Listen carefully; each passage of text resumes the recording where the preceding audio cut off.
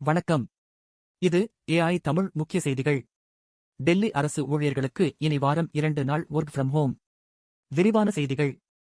புதுடெல்லி எரிபொருள் பயன்பாட்டை குறைக்கும் வகையில் டெல்லி அரசு இன்று பல்வேறு அதிரடி நடவடிக்கைகளை முன்மொழிந்துள்ளது. டெல்லியில் பாஜக ஆட்சி நடைபெறுகிறது. முதல்வராக ரேகா குப்தா இருக்கிறார். எரிபொருள் சிக்கனத்துக்கான கோரிக்கையை பிரதமர் மோடி அண்மையில் முன்வைத்த நிலையில் டெல்லி அரசு அதன் ஊழியர்கள் வாரத்துக்கு 2 நாட்கள் வீட்டிலிருந்து பணிபுரிய வேண்டும், வாரம் ஒருமுறை கார் பயன்படுத்தாத நாளாக கடைபிடிக்க வேண்டும், வாரத்தில் ஒரு நாள் அனைவரும் மெட்ரோ போன்ற பொது போக்குவரத்து வாகனங்களில் பயணிக்க வேண்டும் முதலான பல்வேறு நடவடிக்கைகளை அறிவித்துள்ளது. டெல்லி முதல்வர் ரேகா குப்தா இந்த நடவடிக்கைகளை அறிவித்தார். அமெரிக்கா, இஸ்ரேல் படைகள் மற்றும் ஈரான் இடையிலான போர் காரணமாக சர்வதேச அளவில் கச்சா எண்ணெய் விநியோகம் பாதிக்கப்பட்டுள்ளது. இதனால் கச்சா எண்ணெயின் விலை அதிகரித்துள்ளது. அதன் எதிரொலியாக பெட்ரோல் மற்றும் டீசல் விலை சில நாடுகளில் உயர்ந்துள்ளது. இந்தியாவில் சில தனியார் நிறுவனங்கள் பெட்ரோல், டீசல் விலையை உயர்த்தியுள்ளன. எல்பிஜி எரிவாயு சிலிண்டரின் விலையும் அதிகரித்துள்ளது.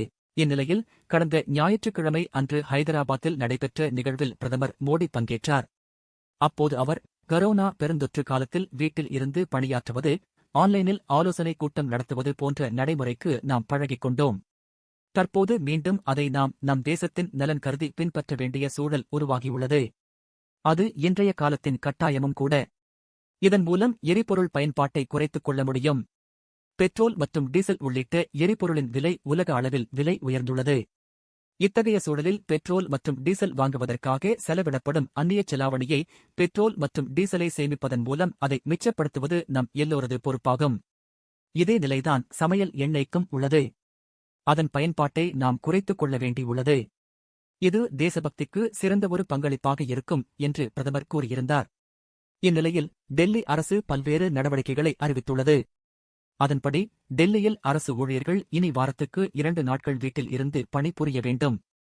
அரசு அலுவல் ஆலோசனைக் கூட்டங்களில் 50% கூட்டங்கள் ஆன்லைனில் நடத்த வேண்டும். இது அந்த கூட்டங்களுக்கு செல்ல வேண்டியதற்கான வாகன பயன்பாட்டை குறைத்து அதன் மூலம் எரிபொருள் பயன்பாடு குறைவதை உறுதி செய்யும். டெல்லி மாநகராட்சி தனது ஊழியர்களின் பணி நேரங்களை மாற்றியமைக்க வேண்டும்.